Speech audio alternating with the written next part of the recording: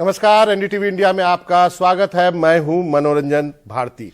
आज हमारे साथ पंजाब के मुख्यमंत्री चरणजीत सिंह चन्नी साहब हैं। एक ऐसी शख्सियत जिसके बारे में जब बदलाव हो रहे थे पंजाब में तो किसी को शायद अंदाजा नहीं होगा कि एक ऐसा शख्स मुख्यमंत्री के रूप में पंजाब को मिलेगा जिसके बारे में चर्चाएं की जाएंगी। और नेशनल नेटवर्क पर अभी हिंदी में हमारे साथ खुद चन्नी साहब हैं। चन्नी साहब, सबसे पहले तो जब आपका नाम आया था, मैं भी 2 दशक से ज्यादा से कांग्रेस कवर करता हूं, तो कहा गया कि ये जो आइडिया है ये बहुत ब्यूटीफुल आइडिया है, लेकिन ये क्या इंप्लीमेंट हो पाएगा या नहीं हो पाएगा।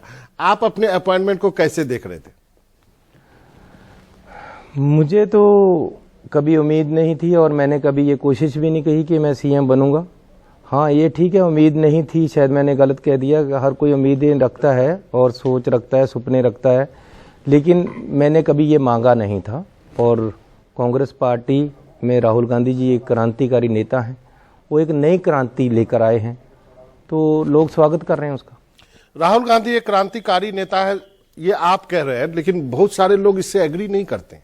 करने लग जाएंगे, आहिस्ता आहिस्ता बात खुल रही है, सबको पता चल जाएगा कि वो एक ऐसा शख्स है जिसकी देश को जरूरत है। कांग्रेस के अंदर में भी नहीं करते हैं सर। हो जाएगा, मैं कह रहा हूं ना, मैंने उसको बहुत नजदीकी से देखा है। मैंने कभी उसको कहा नहीं था कि मुझे सीएम बनाओ, पर उसने देखा है कि जो लोग जिनकी कोई सुनवाई नहीं है, एक एलीट क्लास राज कर रही है, वो उतर जाता है, वो चढ़ जाता है, वो उतर जाता है, वो चढ़ जाता है आपस में। इसको हटाकर एक युग परिवर्तन करना है और उसने युग परिवर्तन किया है। तो आपको राहुल और प्रियंका दोनों पे भरोसा है, जो जिस ढंग से आप अपनी बात कह रहे हैं? मुझे कांग्रेस पे भरोसा है और उन दोनों पे तो है ही। तो वो जो G23 लोग बना के बैठे हैं उसको कुछ कहिए ना फिर। मैंने नहीं कहूंगा, समय उनको बता देगा। जब उन्होंने क्या आपको टेलीफोन करके बताया कि चन्नी साहब आपको मैं चीफ मिनिस्टर बना रहा हूं, कैसे मालूम चला आपको?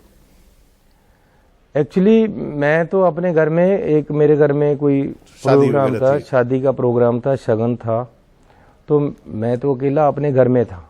मुझे नहीं पता था कि मेरा नाम आना, लेकिन मुझे चंडीगढ़ बुलाया गया। यहाँ से मेरा 15 किलोमीटर दूर घर है। तो जब मैं पहली बार वहाँ जाकर बैठा तो मुझे टेलीफोन आया कि राहुल जी बात करना चाहते हैं। मैंने कहा जी करो। तो उन्होंने मुझे कहा कि हम आपको सीएम बना रहे हैं। मैंने तो सोचा ही नहीं था, तो मैं रोने लग गया। मैं बहुत रोया। मैंने कहा यार क्या कर रहे हो आप, मैं इसके काबिल नहीं। मेरा बर्तन छोटा है, ये पानी ज़्यादा डाल रहे हो, दूध आप, मैं नहीं, आप किसी और को बनाओ। वो कहता नहीं, हमने बहुत सोच समझ कर ये फैसला किया है, अब आप शांत हो जाओ और आपको सीएम बनना है।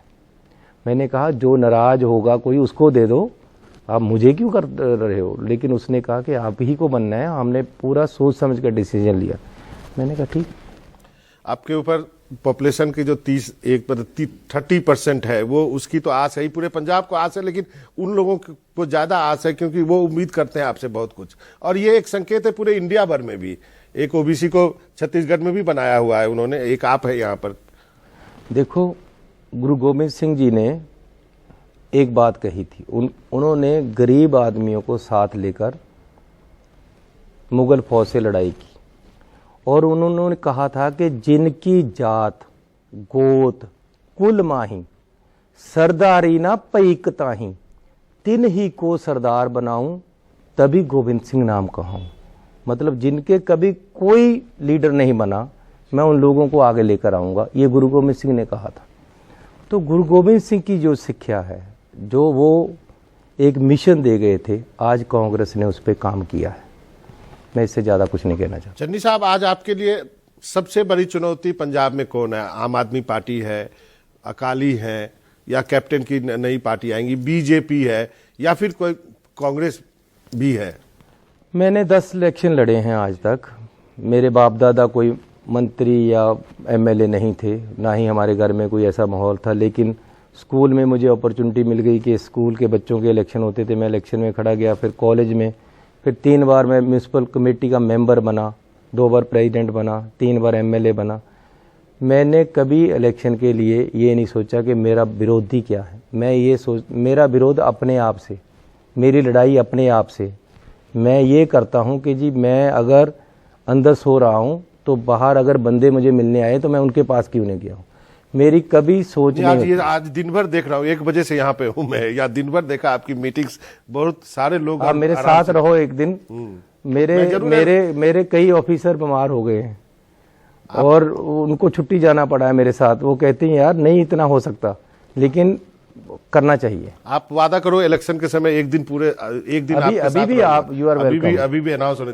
कुछ बातें हैं, आम आदमी पार्टी के नेता बार बार आ रहे हैं यहाँ पे, उनको बहुत उम्मीदें हैं। उन्होंने कई चीजें कही हैं। उन्होंने कहा है कि व्यापारियों के लिए 7 गारंटी दे रहा हूं। फिर शिक्षकों के बारे में कहा कि जितने भी कच्चे हैं उनको पक्के कर देंगे, सारी वैकेंसी भर देंगे, कैशलेस इंश्योरेंस कर देंगे। इन सब का जवाब दे दीजिए आप अपने तरफ से। अरे वो जो गारंटी देते हैं वो मैं कर दिया है सब कुछ। वो बिजली की गारंटी दे रहे थे, मैंने बिजली के बिल माफ कर दिए हैं। वो बिजली सस्ती करना चाहते थे, हमने 3 रुपए सस्ती कर दी है। पंजाब में पूरे हिंदुस्तान से बिजली सस्ती है आज। पेट्रोल 10 रुपए सस्ता कर दिया मैंने। रेता का माफिया की बात चलती थी, 5.5 रुपए रेता कर दिया, 16.5 रुपए बिकता था पंजाब में। माफी चाहता हूं, एक चीज यहाँ पे उन्होंने एक बहुत बड़ा स्टेटमेंट दिया था, इसका जवाब चाहूंगा। उन्होंने कहा कि चन्नी साहब जब कुछ बातें कहते हैं तो एक तरफ रेत माफिया बैठ रहा है, एक तरफ ट्रांसपोर्ट माफिया। इसका जवाब दे दीजिए सर उनको। ये सब अब तो उनके पास कोई इश्यू नहीं बचा है, वो अब कोई बात नहीं कर सकते। पिछली बार वो आए थे, वो कहते जी एक नकली आम आदमी घूम रहा है। तो मैंने कहा यार अब मुझे कौन नकली आम आदमी कह सकता है। बचपन मेरा देखो, उसके बाद जिंदगी देखो। जब वो इस बात में फेल हो गए तो अब उसने कहा कि नकली केजरीवाल बन रहा है। यार मैं न केजरीवाल क्यों बनूंगा, आप चन्नी बनकर देख लो ना, मैं क्यों केजरीवाल बनूं। मैं कोई ड्रामेबाज आदमी थोड़ा हूं, मैं नकलिया थोड़ा हूं। वो हैं, वो ड्रामा करते हैं। अब देखो केजरीवाल जी आते हैं यहाँ तो फटी हुई कोटी डालकर और फटे हुए जूते डालकर आते हैं। यार मेरे से ले लो 500,000 रुपया, 2.5 लाख तनख्वाह है तुम्हारी। हिंदुस्तान में सबसे ज्यादा तनख्वाह दिल्ली का सीएम लेता है। हिंदुस्तान में सबसे ज्यादा तनख्वाह दिल्ली का एमएलए लेता है। वो किसके घर जा रही है? जब यहां आते हैं तो साइकिल रैली करते हैं, 3 व्हीलर में बैठते हैं और कहते हैं जी एमएलए को तनख्वाह नहीं लेनी चाहिए। दिल्ली में जाकर 2.5 लाख ले रहे हैं। हमारी यहाँ 80,000 एमएलए की तनख्वाह है, वहां 2.5 लाख। अरे ये सारे ड्रामेबाजियां हैं और नौटंकी नहीं चलेगी अब हिंदुस्तान में। उनको समझ लेना चाहिए, असलियत पे आना पड़ेगा। आपको जेन्युइनली लोगों की प्रॉब्लम्स को एड्रेस करना पड़ेगा। कहा कि पंजाब का खजाना खाली। मेरी बात सुनो, मैंने जो मुसीबतें अपने बचपन से आज तक झेली हैं वो मुझे पता है। कैसे गरीब मुसीबत में रहता है, कैसे उसको बिजली का बिल नहीं दिया जाता। मैं जितने ये काम कर रहा हूँ, जितने डिसीजन ले रहा हूँ, वो ले रहा हूं जो गरीब और मिडिल क्लास की फैमिलीज को फेस करने पड़ रहे हैं। मतलब ये मेरे अनुभव से है। चोन का इसके साथ कोई संबंध नहीं है, वोटों का इसके साथ कोई संबंध नहीं है। मेरा संबंध उन लोगों से है जिनकी कोई सुनवाई नहीं है। मैं उनके लिए हूं, मैं उनके लिए हूं जिनकी कोई सिफारिश नहीं। पंजाब का खजाना आपने खाली कर दिया, ये भी आरोप लगा के गए। अरे खजाना हर साल बढ़ता है, हर साल नए टैक्स आते हैं, हर साल बजट बनता है, हर साल खजाना बढ़ता है। और अब बदलाव क्या आ गया है कि लोगों का पैसा लोगों के पास जा रहा है। पहले हमारे लीडरों के घर जाता था, अभी ये क्यों हो? अरे सारी बसें एक ही लीडर की हो पंजाब में, क्यों हो भाई? पंजाब के नौजवान कहाँ जाएंगे? सारा पैसा एक ही घर में जाए, ये क्यों होगा? सबको बांटना मिलेगा, समानता होनी चाहिए समाज में। 2 चीजों पे आपकी तवज्जो चाहूंगा। एक तो उन्होंने कहा कि कांग्रेस के 25 एमएलए जो है उनके संपर्क में है और 1/3 एमपी। आप इसका जवाब देंगे या कभी सिद्धू साहब मिले उनसे पूछूं मैं? मेरी बात सुनो, इनके 21 एमएलए आए थे, आज 11 इनको छोड़ चुके हैं पंजाब में। अरे जब आपके एमएलए को आपके ऊपर विश्वास नहीं है तो पब्लिक को क्यों हो? आपने उसको टिकट भी दी, पार्टी के नाम से एमएलए ही बनाया, आज आपको 11 छोड़ गए। Majority of the MLAs of आम आदमी पार्टी वो इनको छोड़कर जा चुके हैं। एमएलए कोई विश्वास नहीं है। अब ये तो ये पिछले बार भी कहते थे इतनी कांग्रेसी आ जाएंगे, इतने कांग्रेस के एमएलए आ जाएंगे, एक भी नहीं गया। आज भी एक भी एमएलए इनके साथ नहीं जाएगा और ना ही कोई बात है। ये एक देने के लिए ये क्या करते हैं, पिछली बार सारे पंजाब में पोस्टर लगवा दिए, 100 सीट आ रही है आम आदमी को, कितनी आई? 20-21 आई। एक चीज और उन्होंने कहा कि सिद्धू जनता के मुद्दे उठा रहे हैं, कांग्रेस उनको दबा रही है। सिद्धू जी जो मुद्दा उठाते हैं हम उसको पूरा करते हैं। He is our party president. जो वो आइडियोलॉजी देंगे, पार्टी जो आइडियोलॉजी देंगी, हाई कमांड जो आइडियोलॉजी देंगे, हम उसको इम्प्लीमेंट करेंगे। क्या आपको लगता है कि थोड़ा और मैच्योरिटी से करें? सिद्धू जी तो शायद आपको भी सहूलियत हो, हमें भी कंफ्यूजन ना हो। अरे इससे ज्यादा मेजोरिटी कब आएगी और कितनी होगी? वो इंटरनेशनल प्लेयर हैं, कितने टीवी प्रोग्राम में आ चुके हैं, हमारे यहाँ ही कमेंटेटर रहे हैं, एनडीटीवी में भी रहे हैं। तो अब और आप उसके नहीं, लेकिन अपने ही मुख्यमंत्री को क्रिटिसाइज कर देना, उसको बार बार अच्छा है। मुझे क्रिटिसिज्म बड़ा अच्छा लगता है। मुझे खुशामदी अच्छी नहीं लगती, बाकी सब कुछ अच्छा लगता है। मुझे आप क्रिटिसाइज करो, मैं उससे सीखता हूँ और उसको ठीक करता हूँ। अगर मेरा पार्टी प्रेसिडेंट कोई बात कह रहा है कि गलत है, मैं उसको ठीक करूंगा। कांग्रेस में एक परंपरा रही है कि जो सिटिंग चीफ मिनिस्टर होता है उसी के नेतृत्व में चुनाव लड़ा जाता है। क्या मैं मानूं कि चन्नी साहब भी चेहरा होंगे, जैसे कि परंपरा है कांग्रेस में? देखिए, ये पार्टी का डिसीजन होता है कैसे इलेक्शन लड़ना है। मेरे हिसाब से कभी ये होना ही नहीं चाहिए कि पहले सीएम डिक्लेयर हो या पीएम डिक्लेयर हो। अरे अब मोदी जी डिक्टेटर बनकर काम करते हैं ज़्यादातर। क्यों करते हैं? उनको पता है मेरे नाम से पार्टी जीती है। जब पार्टी से नाम से जीत कर आओगे तो पार्टी सुप्रीम रहेगी। अब उनको ये है कि मुझे मेरे नाम से वोटें मिली हैं तो मैं जो चाहूँ वो करूँगा। मैं किसानों का भी बिल बिना वोटों को पास कर दूंगा। किसान मरते रहे वहाँ, मैं अड़ा हुआ बैठा हूँ। तो ये डिक्टेटरशिप तब आती है। लेकिन उन्होंने जो लॉ वापस लिया, आपको लगता है कुछ उसका फायदा होगा या क्या? आप एक राजनीतिक के तौर पे कैसे देखते हैं? सब कुछ लुटाकर होश में आए तो क्या किया? कितना नुकसान कर दिया इन लोगों ने।